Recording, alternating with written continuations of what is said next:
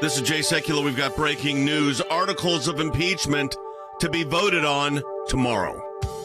Live from Washington, D.C., Jay Sekulow Live. Phone lines are open for your questions right now. Call 1-800-684-3110. That's 1-800-684-3110. And now, Chief Counsel for the American Center for Law and Justice, Jay Sekulow. Hey everybody, welcome to the broadcast. Let me give you a kind of really quick update because things are moving in Washington very, very quickly. If you did not catch yesterday's broadcast or did not catch the news, the House of Representatives has introduced a one-count impeachment resolution focusing in on inciting insurrection. That's the primary focus of the allegation, and that is the president's actions. And this is what they're saying, that the president's actions incited an insurrection that took place at the nation's capital. Now, there's all kind of legal debates as to whether that speech itself was protected speech under the First Amendment. Alan Dershowitz, a noted First Amendment lawyer, said it is constitutionally protected speech. I think you have to put that aside right now as to what's culpable and what's not culpable and look at the reality of what is happening. I think you could argue that protected speech is protected speech, but that's not really relevant to this conversation, because what's relevant to this conversation is where does it stand? Now, the article of impeachment has been introduced, and it looks like, and I'm going to go to Than Bennett on this, it looks like it could go up as vote tomorrow. That's right, Jay. It's scheduled to be on the floor of the House tomorrow after they vote on basically a move to try to push the vice president to invoke the 25th Amendment tonight. Tomorrow they're going to move to impeachment. Jay, the latest that I'm hearing is that you would probably expect some procedural votes, a vote on the rule around 10:30 in the morning. Then you'd have debate throughout the afternoon and a vote sometime late afternoon or early evening. And Jay, I'll just tell you this. There were 160 Democrat co-sponsors when it was introduced yesterday. The reports now from the lead sponsor, David Cicilline, is that that's up to 220 or more. So essentially what you have on the Democrat side of the aisle is every member or very, very close to it by the time this is called up tomorrow will be a co-sponsor of that legislation or of that resolution. So you're expecting, what's the total number of people that you think will be sponsoring, and what's the breakdown Democrat-Republican? Going to be 220 or more Democrats. There's 222 Democrats who are sworn into the House right now. There's still some moving parts on that, Jay. But the total number co-sponsoring, I suspect probably by the time it's called up, every single Democrat member will be on it. At this point, there are no Republicans co-sponsoring. It's yet to be seen how many of them will vote for it. What do you think? Do you have any idea? I've been asking around today, Jay, and the most common number I'm hearing is somewhere between 20 and 25. But I think it's really important, as I say that, to also say I think the next 24 hours have a lot to say about that number, both the actions of the president, the actions of Speaker Pelosi. If she moves this into a more partisan realm, Jay, I think that number would go down. Jordan, what's the significance of that if, in fact, there was 25 Republicans signing on to this? Well, it's not a partisan impeachment. Like the first impeachment that we handled, it was completely partisan in the House of Representatives. Not a single Republican, moderate, or to the far right, or those who may have not liked President Trump, thought that what Nancy Pelosi and the Democrats were doing was correct. So none of them signed on, and none of them voted to impeach. Here, it looks like you're going to get a sizable number of Republicans. I mean, if you get to 2025, that's bipartisan in this day and age. And it sends a bipartisan impeachment on one count of impeachment to the U.S. Senate. Then the problems arise with when that trial begins, and we can get into that later in the broadcast because there's so many issues there as well. But I think Than is right. I mean, you see the president's comments today. He condemned the violence, but he said what he said, he did nothing wrong, and what he said was totally appropriate. Does that move more Republicans in Nancy Pelosi's way? And again, you watch her rhetoric very closely because I don't think she wants that many Republicans on this. She wants to use this to hurt Republicans in the midterm elections coming up in 2 years. Yeah, so she doesn't really want it bipartisan is what you're saying. Not really. Yeah. All right, we come back. We'll take your calls and comments. 1-800-684-3110. And the question, can a president be convicted when he's no longer in office? Thanks to your support of the ACLJ, we have had many victories. The IRS now formally apologizing to Tea Party groups. The IRS did the right thing by resolving the case with an injunction that mandated a complete change of the IRS nonprofit tax-exempt work as it relates to issue advocacy organization. If any group feels like they're being targeted, they can go to federal court and bring our case. That's a victory. It's one of the most significant wins in the ACLJ's history, to take on the IRS and win. For more than 27 years, the ACLJ has been fighting for freedom and liberty in the United States and around the globe. These are young people in their 20s and 30s that are doing this. They're fighting for life at a whole new level to beat back the abortion juggernaut. We've got a whole group of young lawyers that are defending them. Those of us that believe in life know that we're on the right side of history. We understand full well children are children, and they're precious in God's sight, and they're precious in our nation's sight, and they're precious to parents. But I actually think we're winning this. This is one of the social issues we're winning. The release of Andrew Brunson. He is the American evangelical from North Carolina, held in Turkey for more than 2 years. They're rushing us to the airport, and there was an Air Force plane that came from Germany that had been on standby. We're flying, and they finally left Turkish airspace. It's like, okay, now we're really out of Turkey and free again.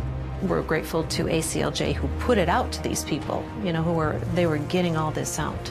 All of the people who prayed for us through ACLJ and through your contacts, I'm thankful, I'm grateful, and actually I'm astounded. We need your help as we continue this work here in the United States and around the world. Join us online at the American Center for Law and Justice at aclj.org.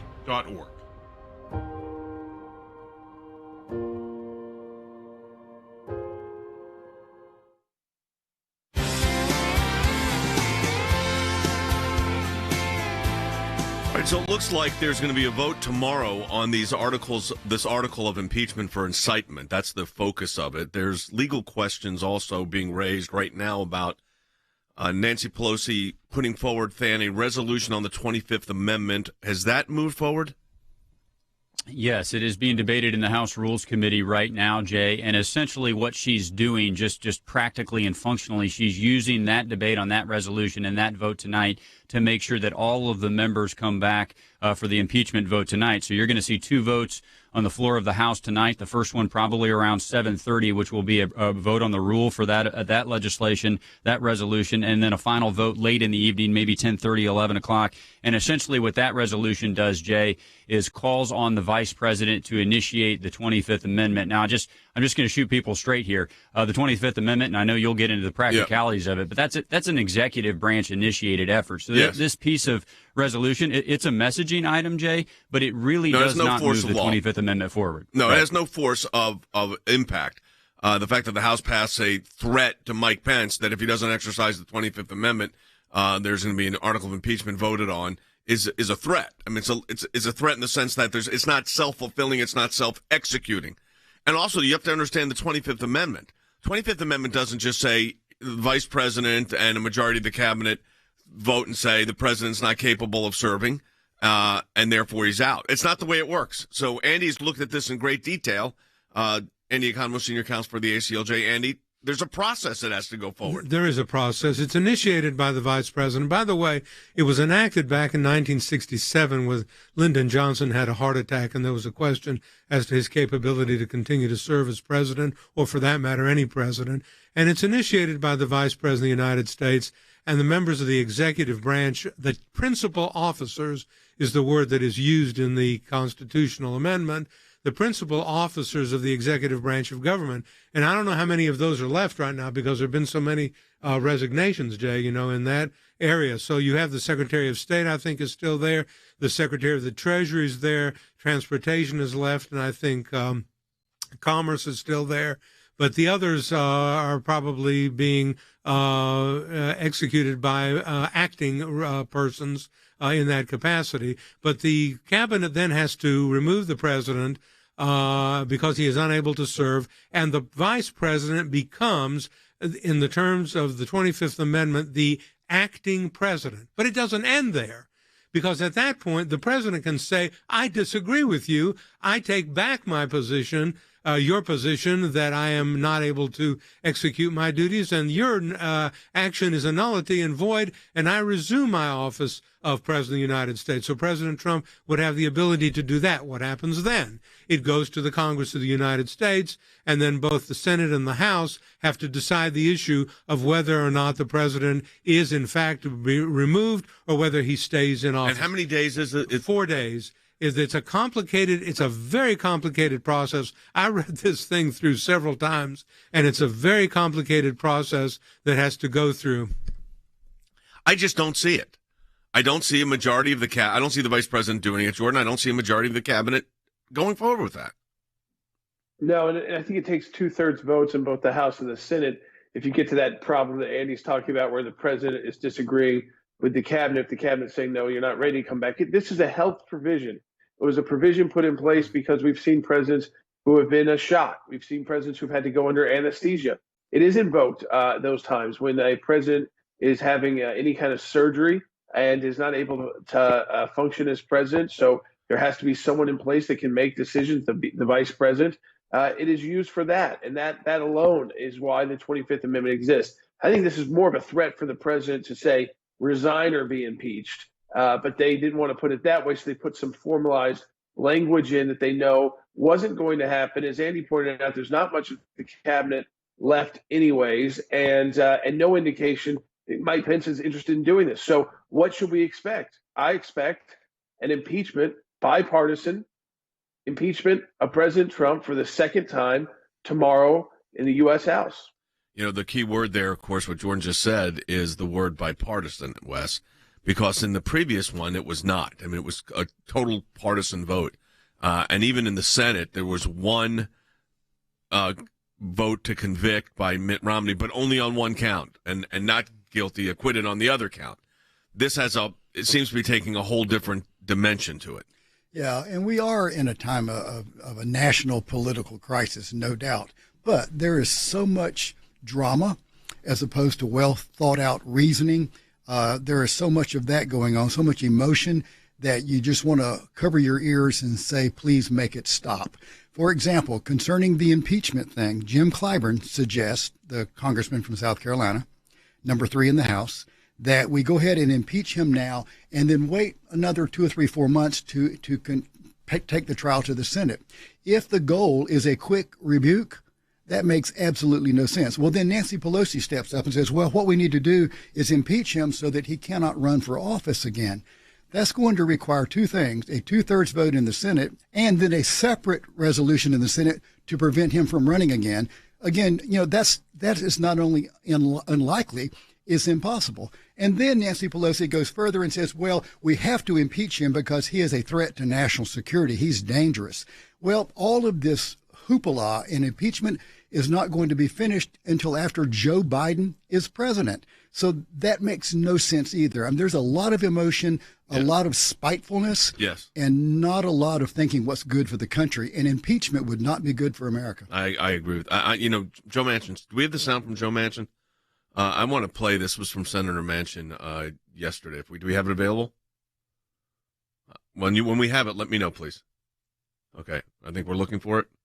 All right, we'll have the sound from Joe Manchin. He's the Democratic senator from West Virginia. Let me take John's call from California. John, go ahead. You're on the air.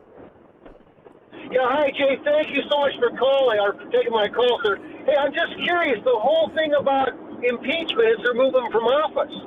So they go forward and they do this thing tomorrow, and then they can't have a Senate trial until after he's out of office. I mean, that seems like it's pretty ludicrous, isn't it? And it's got to be illegal, right? Well, there's a real legal question on whether or not they could vote to impeach tomorrow, and they may well. I mean, it looks like that's where it's headed. Then the question is when they deliver it to the Senate, and as was pointed out by Wes and Fan and Jordan, they're talking about waiting. They may wait 100 days so Joe Biden's cabinet can get in. Then you're talking about an impeachment. In any way the calendar goes, you're talking about impeaching a president who's no longer in office. So then there's a legal question. Jordan, we talked about this yesterday, a jurisdictional question as to whether the Senate, in fact, actually has jurisdiction to do this. The problem is for the courts to get involved is the Constitution says all matters of impeachment rest with the Congress. Jordan? Yeah, I mean, I think, again, the question, if the courts did get involved, and I still think they would probably punt this as a political question, but because it's something new, I don't want to say they absolutely would, is that why would the Senate still have jurisdiction over a private citizen? When it's clear that under these impeachment rules of the Constitution, it is officers of the United States, it is the president, the vice president, other officers and judges, members of the judiciary, that are subject to impeachment. But when they are no longer officers, when they are no longer the president, when they are no longer in office, is there any jurisdiction of the U.S. Senate or of Congress at all to have a trial, to, in fact, bring them back, to take away some of their fundamental rights? Now, it's because, as your caller pointed out, you're already out of office, so that's not the key. We all know what the key is here. It's not because they want to take Donald Trump's stipend away or his travel budget away. That's not going to hurt him so much. What they want to do is disqualify him for potentially running in 2024, which is very telling that with even all this chaos surrounding the president right now, they're that worried about his comeback in 4 years. Yeah, and I think if you look at it, Than, to me, that is what the aim of this is. A lot of this is to stop him from being able to run again in 2024, if he so chooses. Yeah, I think that's all of it, Jay, even for those who think it's justified on both sides. Because, look, what is the fastest way to get Donald Trump out of office? Is that, if that's what you're aiming for, it's to let his term expire on the 20th. I mean, Wes talked about how the trial in the Senate would extend past the 20th. It most certainly would. I mean, even if Leader McConnell and Leader Schumer, regardless of who's controlling the chamber at the time, decide to bring the chamber back earlier, it's not going to get done before that. And Jay, I did think it was interesting. Joe Biden has been very quiet on this, but he came out and said, look, I think the idea of punting 100 days is a really terrible one. If you're going to have a trial in the Senate, I want you to divide your days. I want you to focus on my nominations and my agenda in the morning, and then I want you to do the trial in the afternoon. But that is not the way it's set up in the Senate, though, right, Than? The Senate rules do not allow that currently. The Senate rules say you must start the trial at 1 o'clock in the afternoon. It would take a resolution that says we're not going to take it up at 9 in the morning like they did in the previous impeachment. They would have to pass a separate resolution that said we're going to do on subsequent days. We're not going to start till the afternoon as well. All right, so we'll talk about all of this. We're going to talk about where the Democratic senators are coming out on this, because that's where ultimately this will go. We'll take your calls and comments at 800-684-3110, 1-800-684-3110. There's a lot of legal issues surrounding an impeachment of a president or a trial of a president who's no longer serving in office. We'll be back with more in a moment.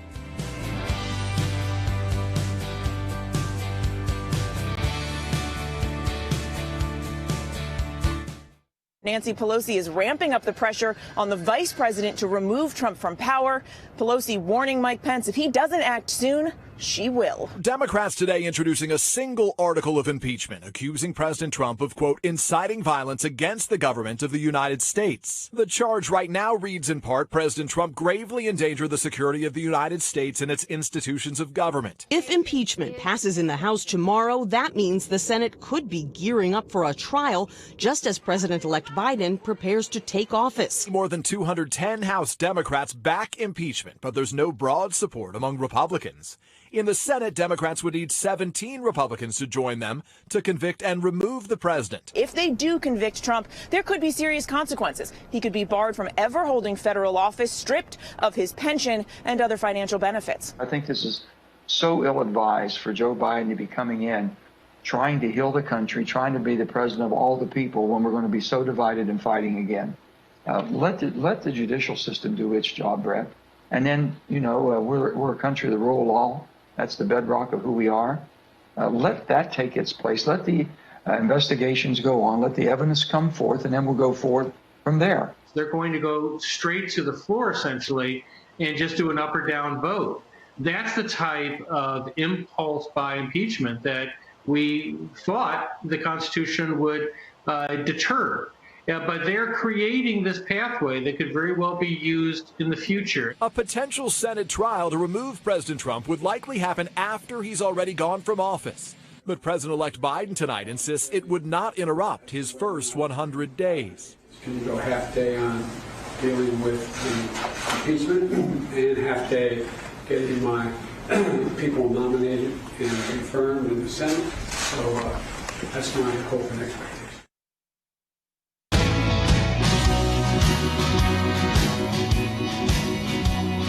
Make no mistake that the goal of all of this is to make sure that Donald Trump does not run again for president. So at the end of the day, that is the goal.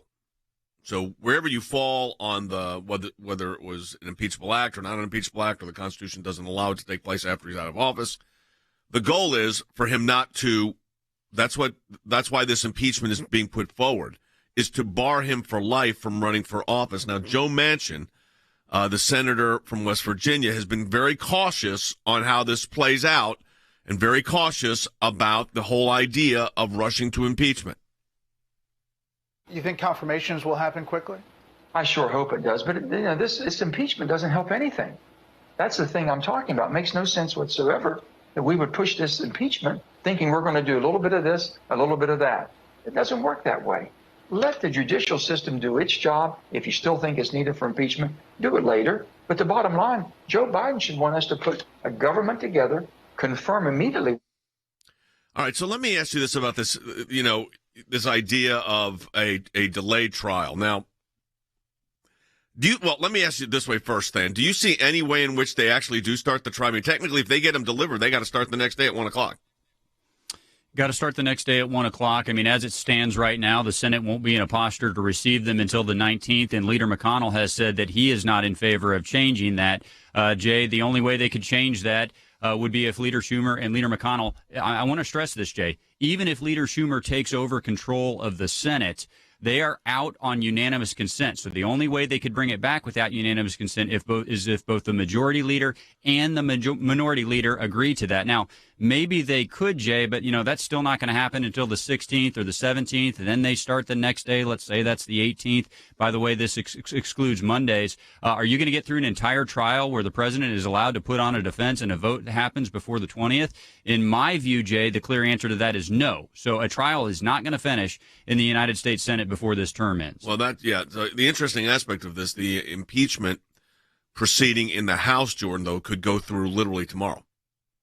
They're not going to call witnesses. No House Judiciary Committee, no testimony, no amendment on whether or not this was actual speech that incited violence, no law professors, no constitutional experts, no First Amendment experts on either side. Just a straight up, here, we're going to have a vote to impeach. There will be some debate, as Stan talked about. And then by the evening, a vote, which is an up or down vote. They have the votes to do it. The only question now is how many Republicans join on into this effort. We won't know that until the vote occurs, I think, because of what's happening today. I think on the one hand, balance this. President Trump, in his first remarks as he was boarding Marine One, said there was nothing wrong in what he said. Does that upset Republicans who wish that he would have said, well, maybe things were taken out of context or something like that? Does that encourage more Republicans to join?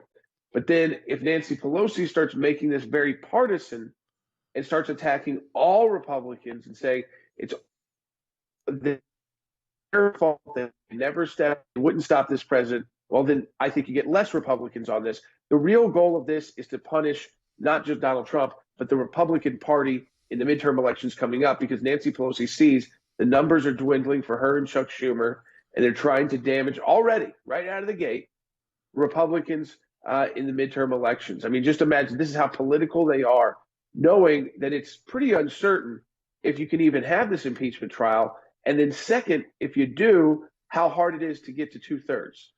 Yeah, and which is interesting. Let's go to D in Oklahoma on line 1. D, go ahead. You're on the air.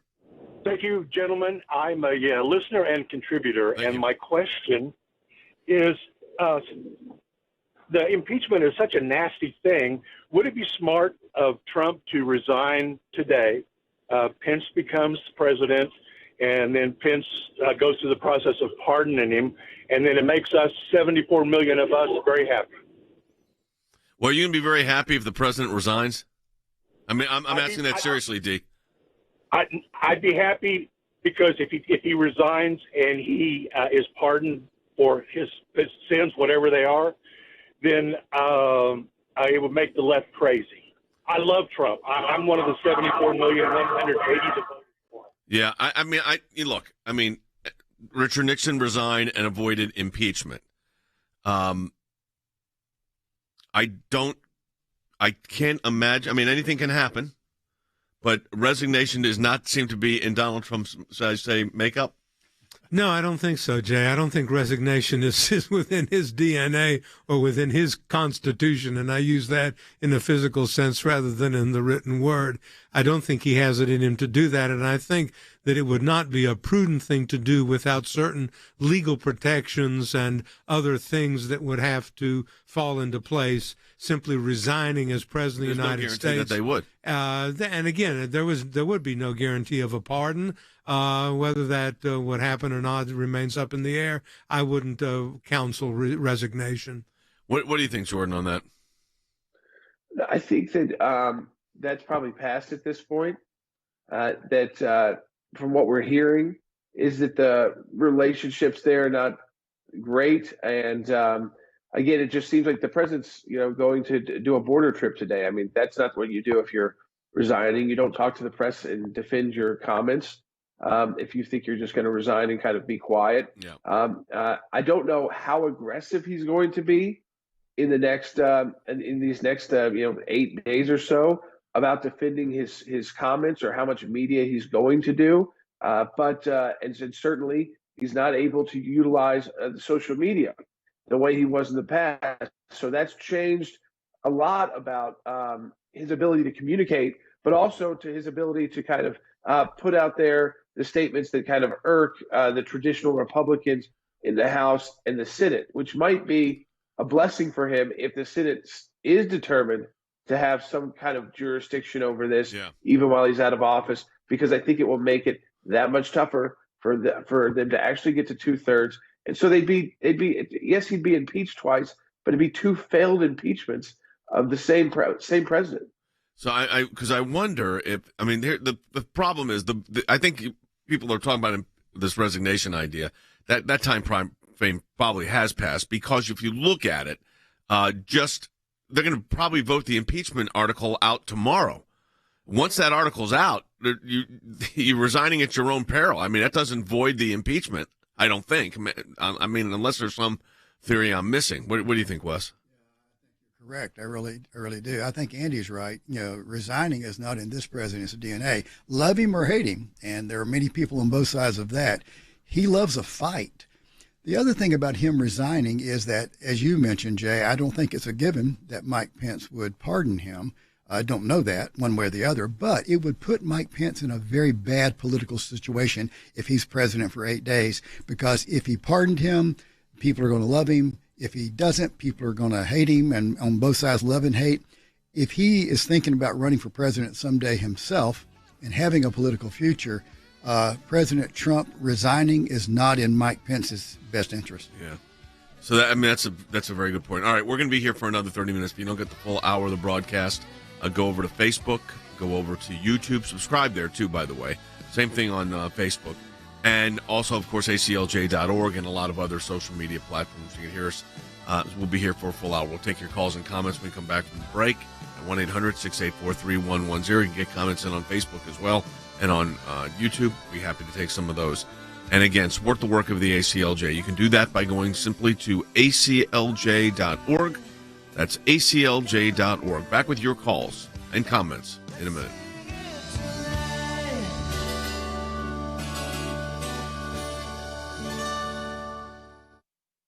Because of your support, because of the support of every member of the ACLJ, one of the practice areas that we've been able to develop is Freedom of Information Act requests, or FOIA requests. It's thousands of pages of paper, and in those thousands of pages of paper, you usually find a nugget. Government agencies acting out of control. We have exposed that in our FOIA litigation, and we do that every day that we bring these cases. It is your statutory right as an American citizen to have access to documents that reveal how the government is functioning, how your government is functioning. We took it to the IRS.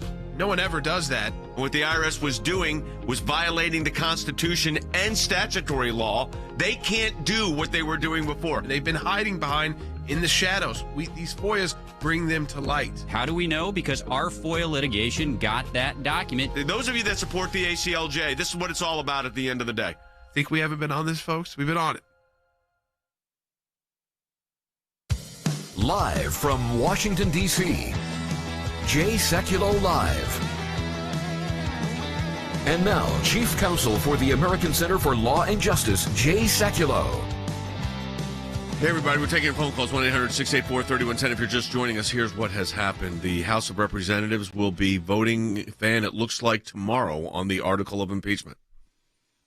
Yeah, voting tomorrow. They're going to vote tonight on that 25th Amendment resolution. They'll vote tomorrow on impeachment. They'll get going in the morning with a vote around 10:30 on the rule. Then you will see some debate. We don't know exactly how much, Jay, but we expect it to take most of the afternoon and then a vote that night. According to Speaker Pelosi and David Cicilline, who drafted the article of impeachment, they both say that they already have the votes to pass it. That part's not surprising, Jay, because as you know, Democrats control the House of Representatives. I would expect every Democrat to vote for it. At this point, it looks like there will be some Republicans on it as well, although I do think it's important to stress something that Jordan said a minute ago. I actually think that could change a lot over the course of the next 24 hours. I think most of the Republicans believe that pursuing impeachment is not a helpful, healing idea. They want to see the president pursue a peaceful transition. They want to see Speaker Pelosi move away from partisanship.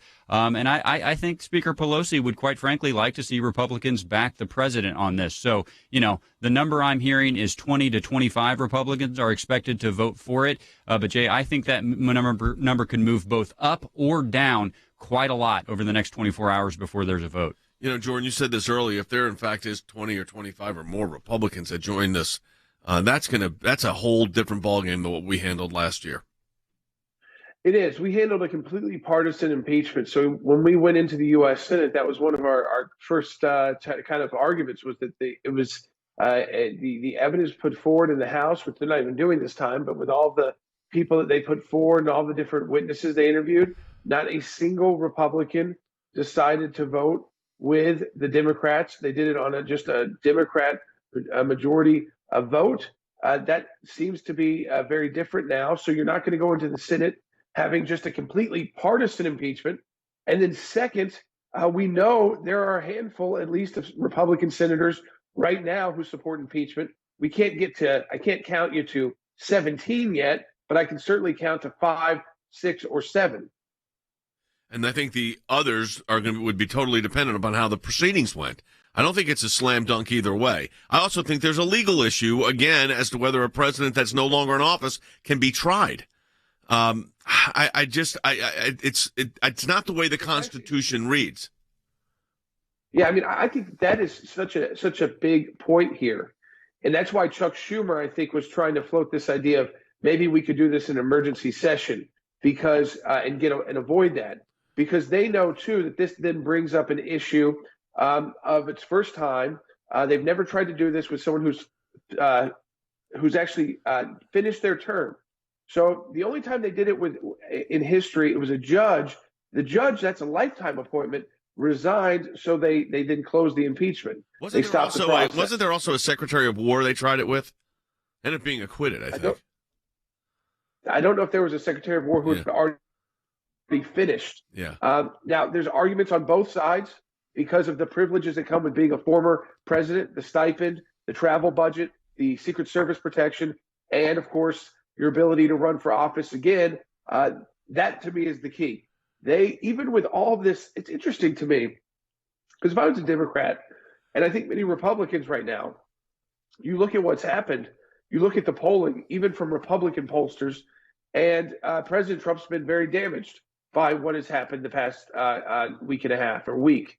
And they are still worried, so worried, that his movement will be the juggernaut that they will have to face in 2024. They are dead set on trying to prevent him from being able to run again if he so chooses to do so. You have any doubt about that, Andy? That he's going to run again? No, that's why they're doing it. That's the aim here. The aim is to disable him from ever putting together a political campaign again to be president. There's no doubt about that. Then the question is, after all this, what's the political viability anyways? And the country would judge that. So we'll see. All right, we come back from the phone lines are jammed. Keep trying. 800-684-3110. You can get your comments in on Facebook and YouTube as well. We'll be back with more in a moment.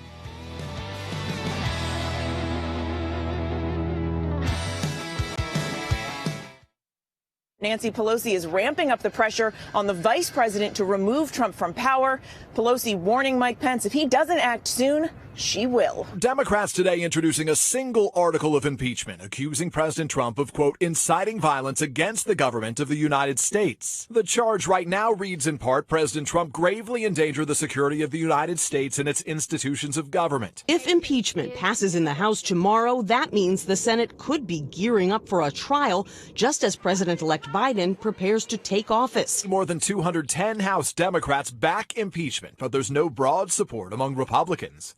In the Senate, Democrats would need 17 Republicans to join them to convict and remove the president. If they do convict Trump, there could be serious consequences. He could be barred from ever holding federal office, stripped of his pension and other financial benefits. I think this is so ill-advised for Joe Biden to be coming in, trying to heal the country, trying to be the president of all the people when we're going to be so divided and fighting again. Let the judicial system do its job, Brett.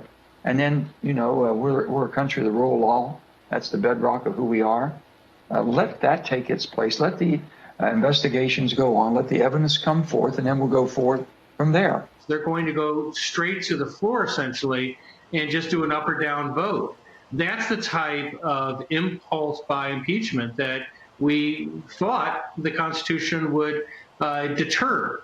Yeah, but they're creating this pathway that could very well be used in the future. A potential Senate trial to remove President Trump would likely happen after he's already gone from office. But President-elect Biden tonight insists it would not interrupt his first 100 days. Can you go half day on dealing with the impeachment and half day getting my people nominated and confirmed in the Senate? So that's my hope and expectation.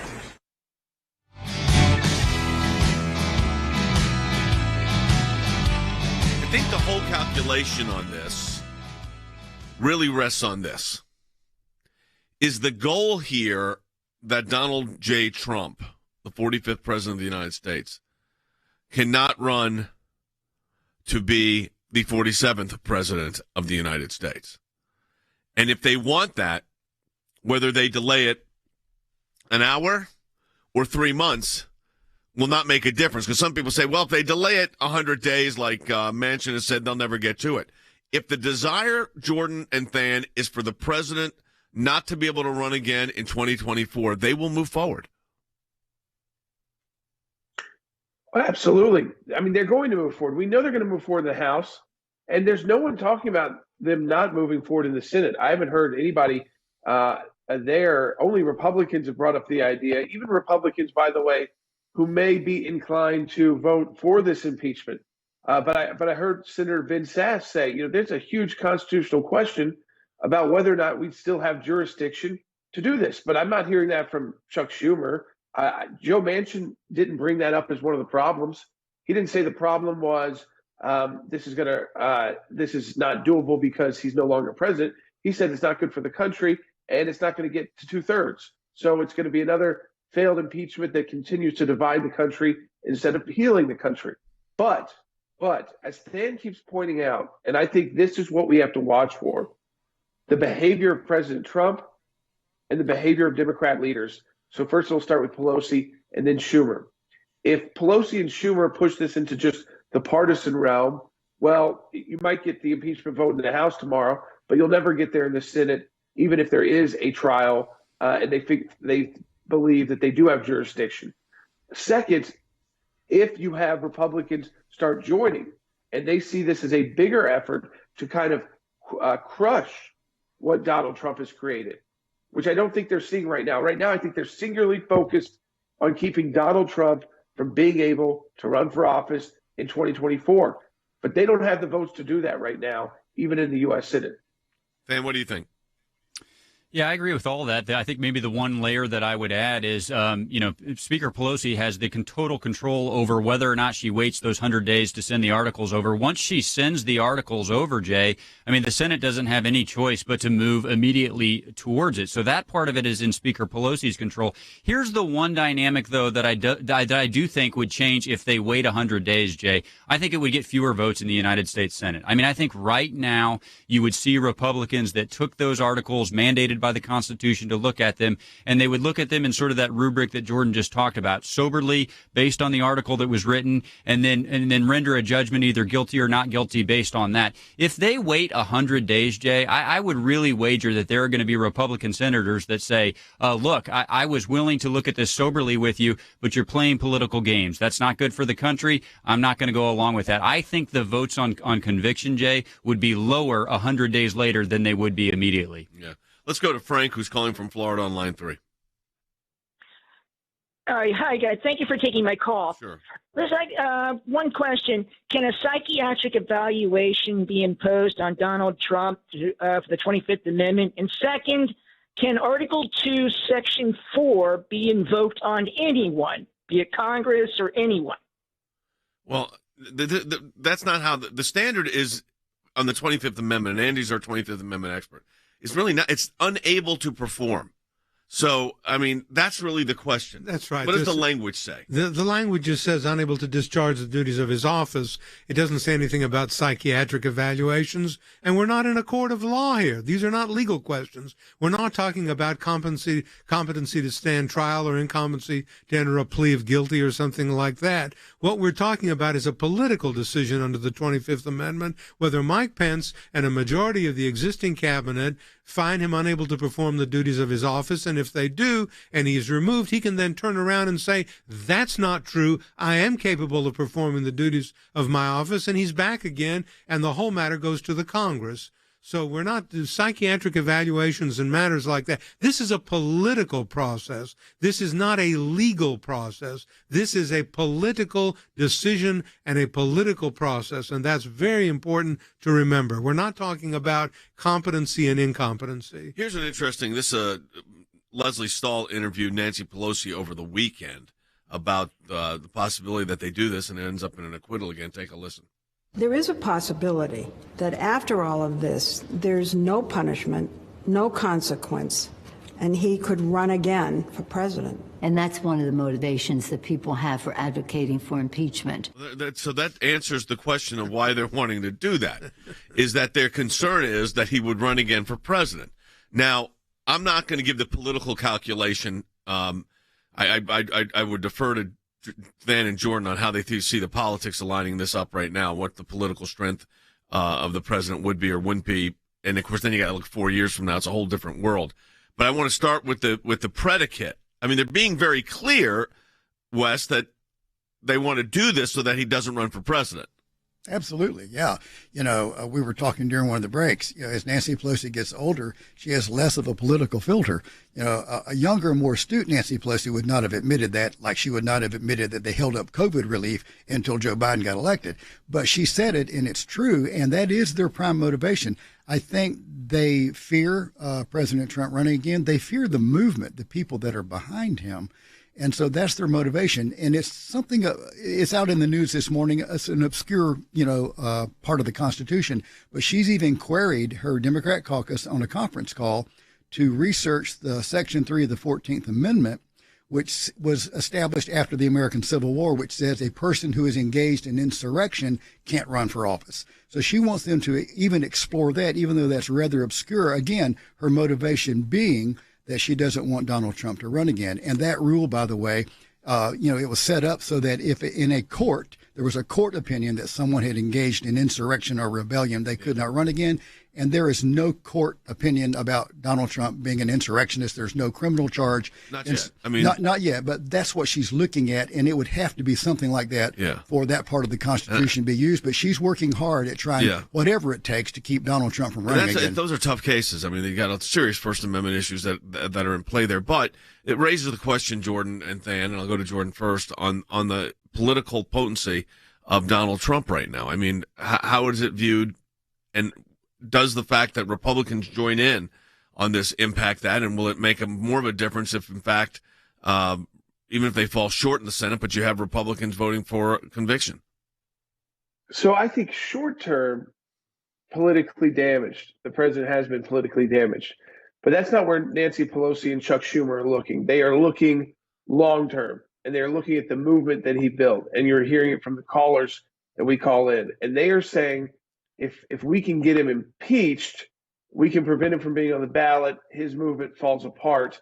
So I think their calculation is if he so chooses, he can rebuild a movement, and a movement that will be one that is very difficult to beat, that will take them to task. It's beatable. They obviously were able to win this past election, though it's mired in controversy. But they don't want to have to run against him again. They don't want to have to run against his chosen candidates for the House and Senate again. They don't like this movement, just like they didn't like the Tea Party movement, but I think on a bigger scale. So I think long term, they're thinking he could rebuild. He has a family that's very popular politically that can go out and rebuild if they so choose to do so. And that you give him a couple of years and he's a major force in the midterms and then in the presidential race. Then what do you think?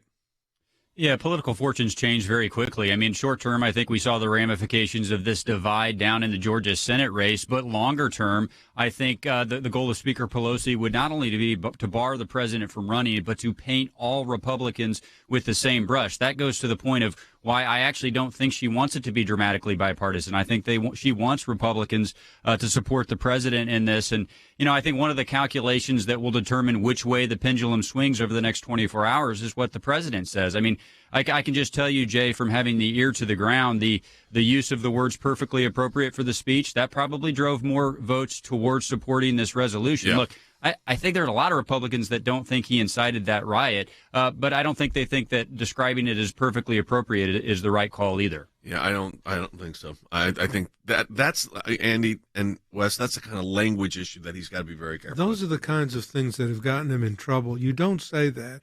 Everything is no one is perfect. There's no one except Christ who walked the earth who's perfect, and therefore to say this was a perfect call or this was a perfect speech doesn't help things.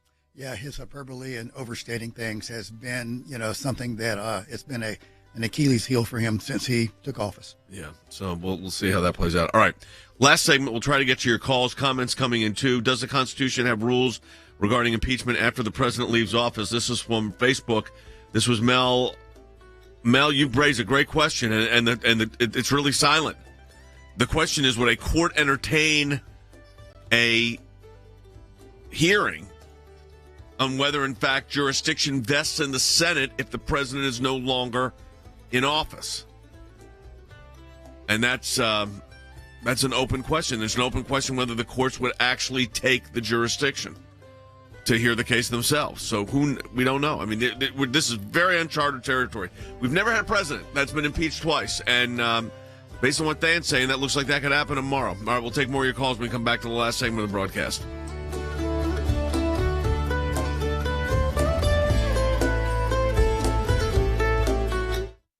Thanks to your support of the ACLJ, we have had many victories. The IRS now formally apologizing to Tea Party groups. The IRS did the right thing by resolving the case with an injunction that mandated a complete change of the IRS nonprofit tax-exempt work as it relates to issue advocacy organization. If any group feels like they're being targeted, they can go to federal court and bring our case.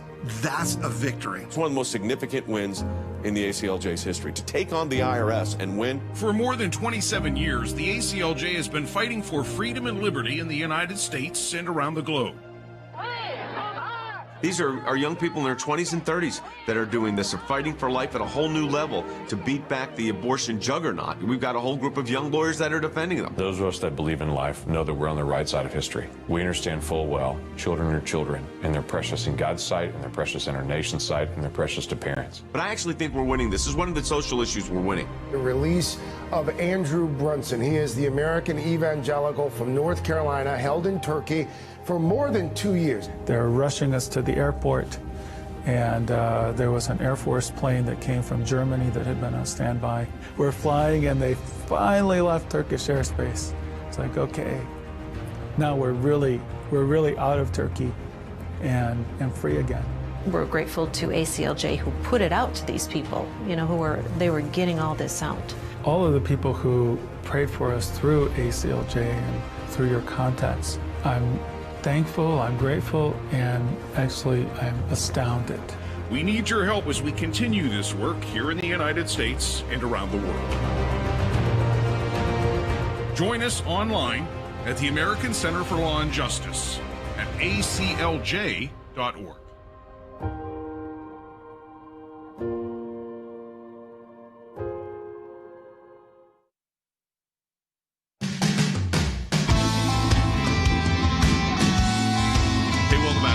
Broadcast. We take your calls. Jordan, you got the call screener there. Let's go ahead and take a call.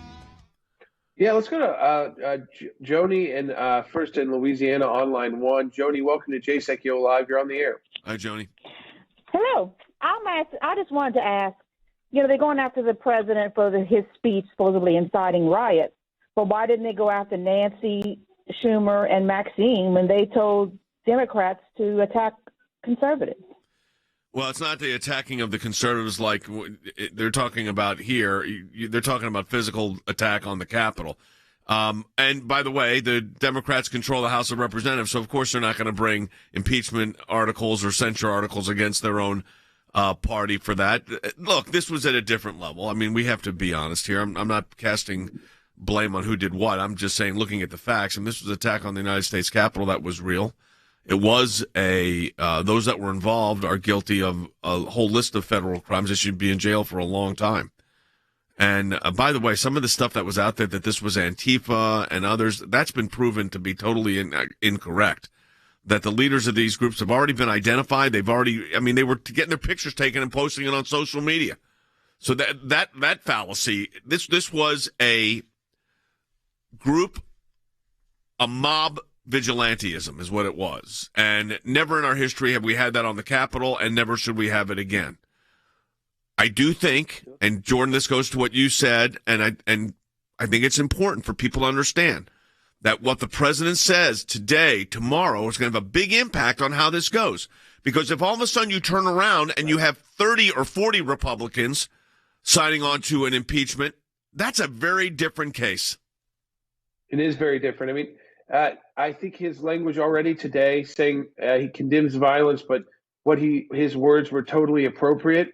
Whether they were under the legal sense of the terms of incitement to violence, that's not what the law doesn't govern the impeachments either, by the way, and constitutional law doesn't govern impeachment. Now, I think again, if he keeps making statements like that at every opportunity he can, so when he gets to the border later today, if he's asked questions about this and he keeps saying how great of a speech he gave and how wonderful the words were, and yes, he condemns violence, that's going to, I think, push more and more Republicans to say, you know what, this is someone who, though we got reports that he acknowledged that Kevin McCarthy, there may have been some issues with what he said and that it may have caused some of the trouble, that again, just even talking about it and trying to say that what he did was totally appropriate.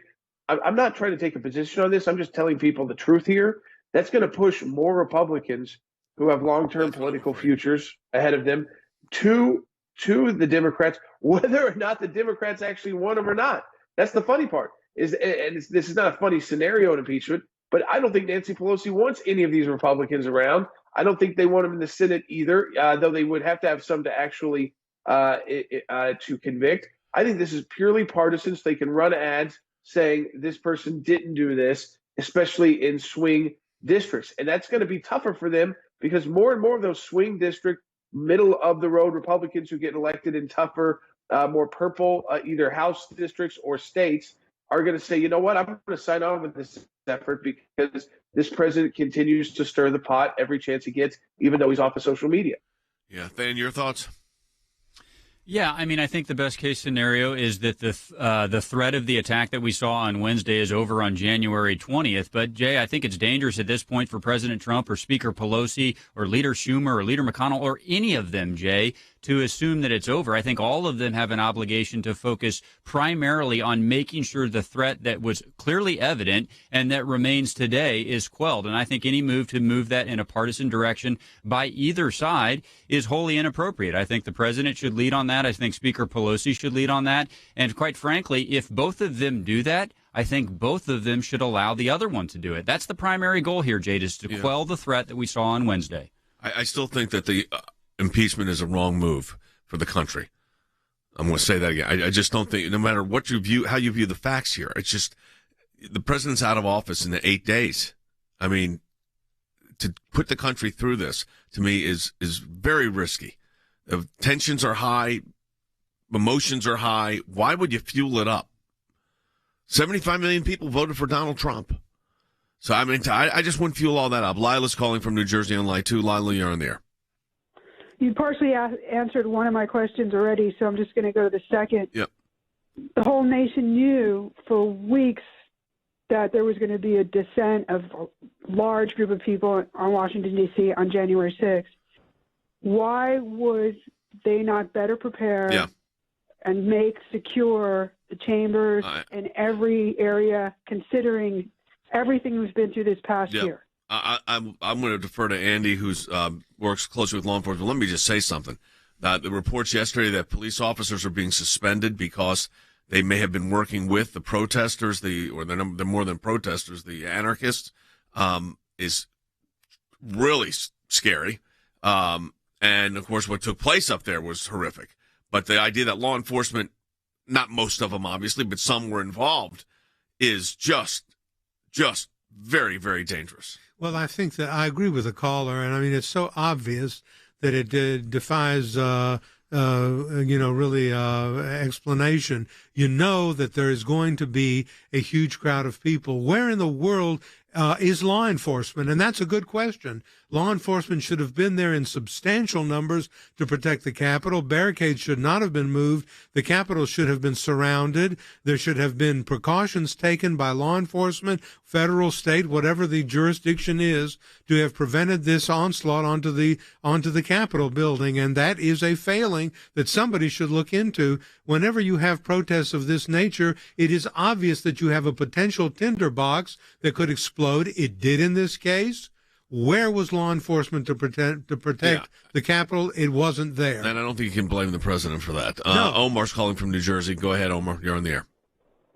Good afternoon, gentlemen. Yes. My question is, what do you think the political ramifications would be on Republican senators that fall behind this?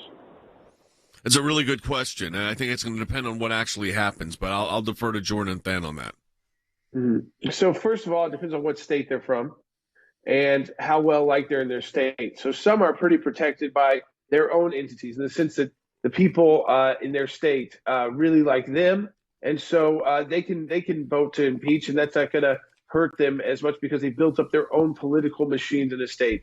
If you're talking about if they've got national aspirations, I think that it could hurt them because as you said, 75 million people voted for President Trump, and I think that the longer this goes on, 75 million, which may have been dwindling a bit, may start building back up if they start this impeachment. So I think it's a risky vote for most Republicans, unless you are in places like Maine, like Susan Collins, if you've already said how you feel, like Lisa Murkowski. And Vince Sass in Nebraska has basically said he would vote to impeach, except for he's not sure constitutionally they've got the authority to do it because it will be after the president's in office. So again, these are pretty wide spectrum from the from the more conservative side to the most moderate side who are considering this vote. Than, really quickly. Yeah, I think that's correct. I think just to give color to it, I work inside that building. I know those hallways. They almost got there, Jay, and I think that's going to inform some of these senators' votes when it comes down to it. The proximity that those that entered the Capitol to do harm got to the various offices and to the congressmen and senators and their staff was incredible. But anyways, this is the political ramifications. We will know tomorrow where this is going. We'll keep you posted. We'll talk to you then.